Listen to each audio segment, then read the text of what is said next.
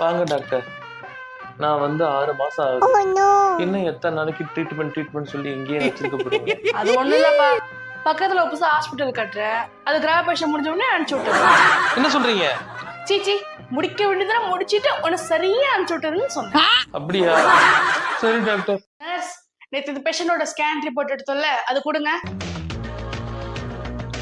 யோ என்னையா நுரையீரலுக்கோ கல்லீரலுக்கோ தொடர்ந்து இட்லி சைஸ்ல கட்டி இருக்கு, கட்டிக்கு பக்கத்துல சட்னி, சட்னிக்கு பக்கத்துல கிட்னின்னு எல்லாமே டேமேஜ் ஆயிருக்கு.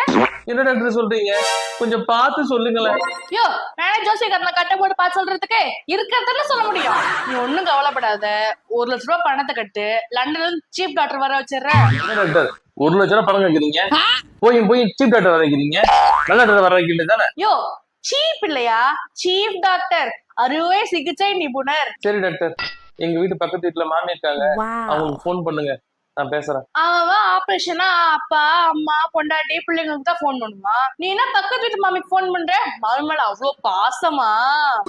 பாசமும் இல்ல வேஷமும் இல்ல, அந்த மாமி எனக்கு 2 லட்சம் பணம் தரணும், இப்படி சொன்னாதான் அது பணம் கொடுக்கும். என்னது மாமி பணம் கொடுக்கணுமா?